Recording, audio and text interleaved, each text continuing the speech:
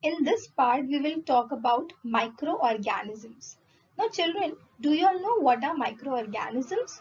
Microorganisms are very minute. We cannot see them through our naked eye. And to see microorganisms, we always require a microscope. Now, microorganisms can be present anywhere. It can be present in air, water, soil, even in food. So microorganisms, as it is present everywhere, so these organisms can even cause harm to humans. They can be even dangerous to humans. Now some, you must have heard about some of the microorganisms like amoeba, paramecium. So all of these microorganisms, they all are present around us. And if by chance we consume these microorganisms, so they might harm us. Now, some microorganisms, they live on the remains of the dead animals and plant. They feed on those animals and plant. Now, some microorganisms can survive alone. They are single living, for example, amoeba and paramecium. But some microorganisms, they live in colonies. So there are colonies of these microorganisms. Now, as microorganisms are very minute, so we require a powerful microscope to see a particular microscope. Their size ranges from, if we talk about paramecium, so they are 100 micrometers. If we talk about the bacteria of typhoid, so it is 1 to 3 micrometer. Poliovirus is 28 nanometer. So microbes measure usually less than 100 micrometers, and the microorganisms which are there, as it is only visible by electron microscope, if you have to observe them deeply, if you have to observe their each parts, what things are present inside it, so we have to use an electron microscope. Now, these microorganisms can be unicellular, that is made up of only one cell, or they can be multicellular, that is they can be made up of more than one cell. So they can be either prokaryotes or they can be eukaryotes. So there are two types of microorganisms, either it can be prokaryote or it can be a eukaryote. So if you see a prokaryotic cell, now these are unicellular, that is made up of only one cell. So now what happens? How do we identify that they are prokaryotes? So their nucleus, if we will see, there is no definite nucleus which is present in the prokaryotic cell. Here if you will see, there is no definite nucleus which is present, only nucleoid is present. Now here the prokaryotic cell also have the ribosomes, but they are very small, and also a single length of DNA is present. There are no other cell organelles which are present. So here you can find that only cell wall, plasma membrane is present, cytoplasm is present, and ribosomes and plastid is present. But other cell organelles, like you do not have mitochondria, Golgi bodies, endoplasmic reticulum, all of these things are not present. Also, this eukaryotic cell also has a flagella. Now, flagella is a locomotory organ. It is used for locomotion. So, this is a prokaryotic cell. On the other hand, if we compare the prokaryotic cell with a eukaryotic cell, you will find that in the eukaryotic cell, the nucleus is present, and not only the nucleus is also present with a nuclear membrane. So in eukaryotic cell, nucleus is present along with the nuclear membrane. The ribosomes which are present, they are also very large, and not single strand of DNA, but many strands of DNA, and also these are the genetic materials. So DNA is present and many strands of DNA are present. And several organelles you can find here, like mitochondria is there, chloroplast is there, then we have Golgi bodies, we have ER, we have small vacuoles. So many things are present in an eukaryotic cell. So that means organelles are present. So if I talk about the example, if I talk about prokaryotic cell, so prokaryotic cells are bacteria or blue-green algae. If I talk about eukaryotic cells are like euglena, amoeba. These are eukaryotic cells, and though they are unicellular, but they will have all the cell organelles in them. And here prokaryotic cell, they are unicellular, but they do not have all the cell organelles. Eukaryotic can be unicellular as well as multicellular both, but prokaryotic can only be unicellular. Let's now talk about the growth of microorganisms. So these microorganisms, they grow very fast. The temperature in which they can grow is around 25 to 35 degrees Celsius, which is like a normal temperature. You can find them in soil, in water, even in decaying matter. Even if plant or animal dies, there also we find these organisms. They are usually consuming the nutrients, and for the growth of organism we require moist and humid climate. These climates are very favorable for these microorganisms. Now, there are few microorganisms which can also survive in extreme conditions. Like if even it is very cold, then also these organisms can survive. Or even if it is very hot, then also these organisms can survive. So the organisms, it depends on the type of organism where they can survive, which temperature they can withstand. Now, usually in the adverse condition, when the conditions are not favorable for the microorganism, what they do is they develop a hard covering outside their body so that inside they are safe. And as soon as the conditions become favorable, so that time the hard covering breaks and all the microorganisms which are present inside, which are formed inside, they all burst and then they survive. So they, in this manner also, they survive the adverse condition of the weather. Now, children, microorganisms can be useful also and microorganisms can be harmful also. So, let us talk about the useful microorganisms. So, we can use those microorganisms for the production of food, for the production of medicine. Also, in the ecosystem, microorganisms play a very important role in decomposing various things and recycling the different nutrients which are there. So, in these way, the microorganisms can be useful to us. If we talk about useful microorganisms, so microorganism which is present in the nodules of leguminous plant, it is called as rhizobium.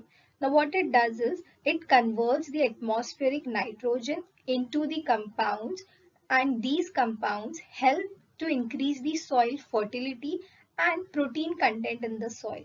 So in this way, what is happening is the soil is also getting benefited, the plant is also getting benefited, and even the rhizobium which is there, it is then useful as it is helped to increase the nitrogen content in the soil, the fertility of the soil. So indirectly, we can remove these organisms and we can put them in other plants to increase the fertility of the soil. Now, sometimes when you are ill, the doctor prescribe capsules or injections of medicine like penicillin. Now, these type of medicines, they destroy the pathogen which is there in our body from growing. Now, these pathogen can be destroyed, and that is why they are called as the antibiotics. And these antibiotics are produced with the help of specific microbes. Like if we talk about penicillin, so penicillin is prepared from a fungus. It releases some amount of content, and that is called as penicillin. So from this we obtain penicillin, and that is why it becomes an antibiotic. So indirectly we are using microbes to produce medicine. Now, microbes are also useful for the production of fermented food. So, for some microorganisms are useful for this fermentation. For example, if we talk about lactobacilli, so it converts milk into curd, and curd we can utilize. It is a probiotic. It maintains our gut. It is healthy for our gut. So these type of microorganisms, they make the food easily digestible and more nutritious. For producing milk products like butter, buttermilk, cheese, paneer, we use these type of microbes only. So microbes are not only useful for food or for production of different types of medicine, but it is also useful in maintaining our health. Now, children, another important use of microorganism is in the production of vaccine. You must be hearing from a long time that COVID vaccine is coming. So that means in these vaccines, few amount of that bacteria or that pathogen is used. Some part is used and the vaccine is prepared. So these vaccines are prepared with the help of microbes only. We have got various type of vaccines for tuberculosis, measles, diphtheria, and lot. When a child is born, from that time various type of vaccines are given so that we are prevented against that microbe. Now, there are few microbes which use oil for their growth. So such microbes are used to clear the layer of oil which is floating on the surface of ocean or lake due to the spill of the oil. While carrying the oil from one place to the other place, there might be an accident and oil spill take place. So to reduce the effects of that oil spill, because it will block the oxygen, the aquatic life gets disturbed. So these bacteria, or you can say these microbes, can be used to cut down that oil as they feed on the oil. Now, children, microbes are used in many processes for human welfare. For example, microbes are also used in like tanning of skin, production of rope, string. They are also used in biogas plant to produce biogas and fertilizers. So these microbes play a very important role for human welfare. They make our life more easier. Next are the harmful microorganisms. Now, these are the disease-producing microorganisms and they are called as pathogens.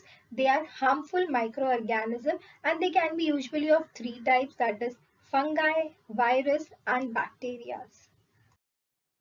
You must have seen fungus. Fungus grows on moist food and microbes release enterotoxins into the food. And if you consume this food, so indirectly you are consuming the toxin. So such toxins spoils the food and eating such spoiled food may also cause food poisoning. That is that you get loose motions and vomiting and food poisoning. So you should always avoid such type of food. Usually if you will see pickles and jam, so the fungus grows very fast on pickles and jam.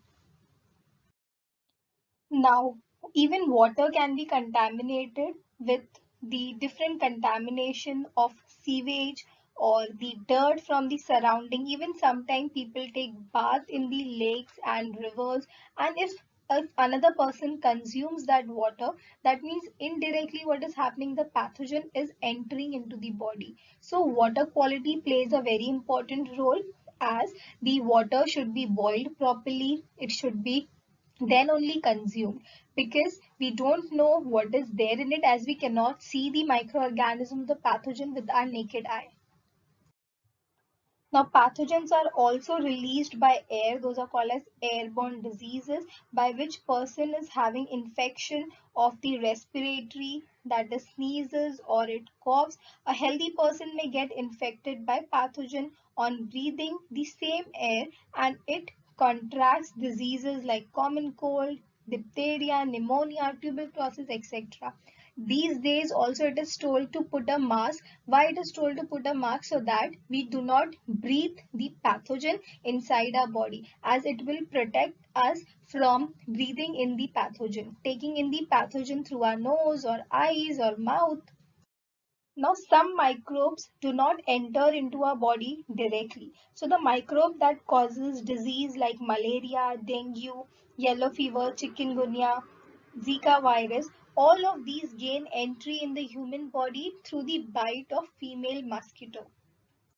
So there are many harmful pathogens or harmful microbes which are around us. So best thing that we can do is, if you have to prevent ourselves from getting any type of disease, is to follow all the rules. We should wash our hands properly. If it is told to wear mask, we should wear mask, and we should always take bath. So all these things should be followed so that we are healthy and our body is healthy. It is always, you have to remember that prevention is always better than cure.